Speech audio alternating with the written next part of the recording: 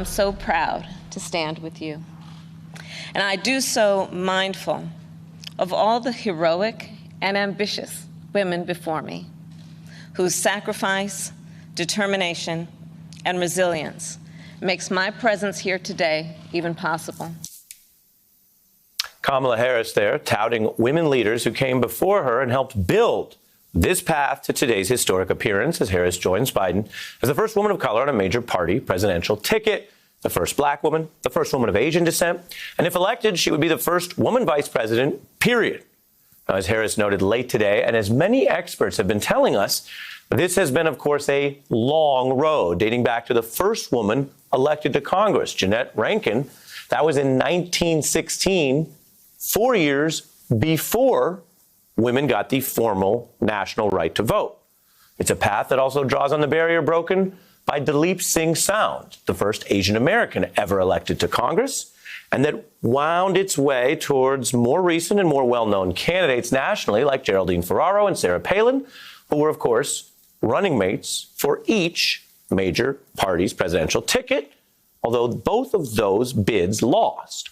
Now, for today's Democratic Party, which has faced down Trump's bigotry and this summer of civil rights protests that we've been discussing, Harris draws on the powerful leadership of other individuals as well, like Shirley Chisholm, who was both the first black woman elected to Congress and the first to run for president, daring people to take that idea seriously and pushing her own party, which has come to rely so much on black voters, to take black leadership seriously.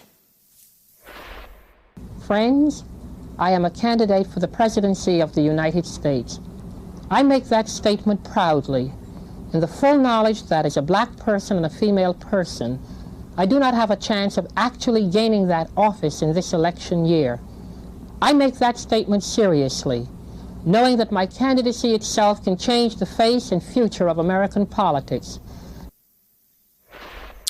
She was speaking then about a future that we're living tonight. And, you know, it's actually easy to forget that back when Barack Obama joined the Senate, at that time, he was the only black member. And that Harris, now leading her entire party tonight, joined a Senate that at that time, in 2017, had literally only included one other elected black woman senator ever, Carol Moseley Braun. It's a new day in America. Illinois is sending a woman to the United States Senate. You have made history.